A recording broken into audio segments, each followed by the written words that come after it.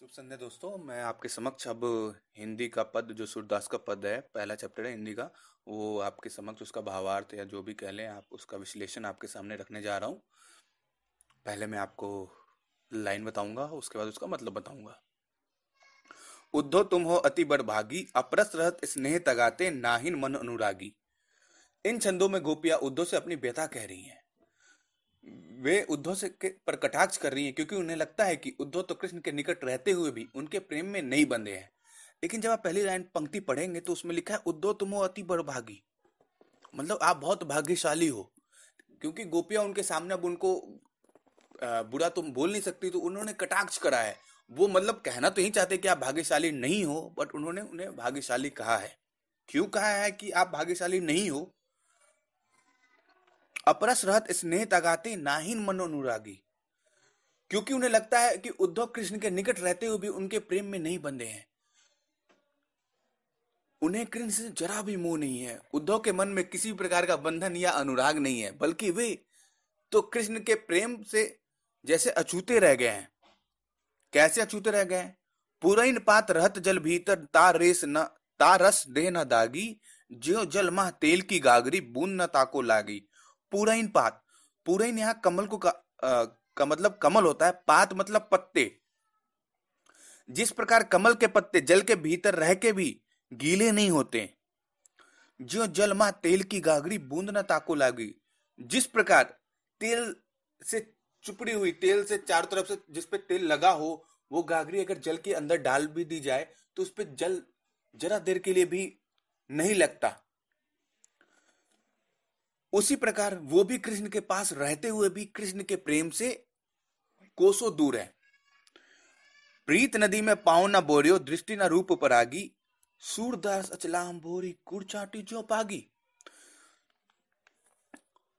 वो गोपियां कहती हैं कृष्ण से, सॉरी उद्धव से, कि उद्धव तुम तो प्रेम के नदी के पास होकर भी उसमें डुबकी नहीं लगाते हो।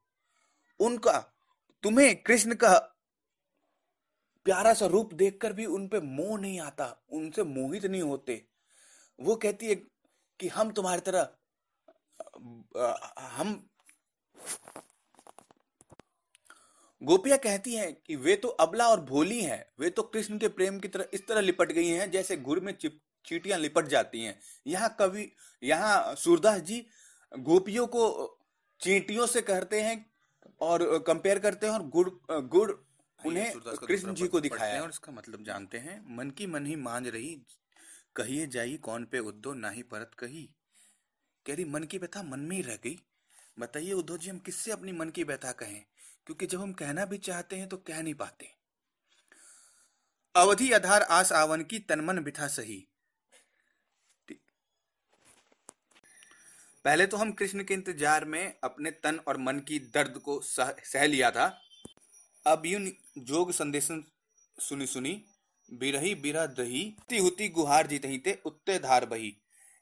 अब इसमें गोपियां कह रही है उद्धव से कि आपने जो अभी जोग का संदेश हमें दिया है, उसे सुनकर और हम हमारे अंदर जो विरह की, कृष्ण से जो दूरी की जो आग जल रही थी, दूरी के कारण जिस तरह से हमारे शरीर में आग जल रही थी, वो और भी दहक उठी है और भी बढ़ गई है। चाहती हुती गुहार जी तही थे, उत्ते धार बही। कह रही है कि जिससे हम अपने दुख और दर्द को बांटना चाहते थे, जिनसे हम उसका निदान चाहते थे, उन्होंने क्या करा है? निदान ना देकर हमें उस प्रॉब्लम में और फंसा दिया है। मतलब हमारे प्रॉब्लम को उन्होंने और बढ़ा दिया है। सूरदास अब धीर धरही क्यों, मर्यादा ना लही। सूरदास जी कह रहे हैं कि गोपियां कह रही हैं कि अब धीर मतलब धीरज, धैर्य, धरी धरी मतलब रोके क्यों, मर्यादा ना लही, मर्यादा जब ना रखी, मतलब कि अब हम अपना धैर्य क्यों रखें? अब हम कैसे अपना धैर्य रखें जब कृष्ण ने मर्यादा, किसका मर्यादा? प्यार का मर्यादा, जो कि अगर हम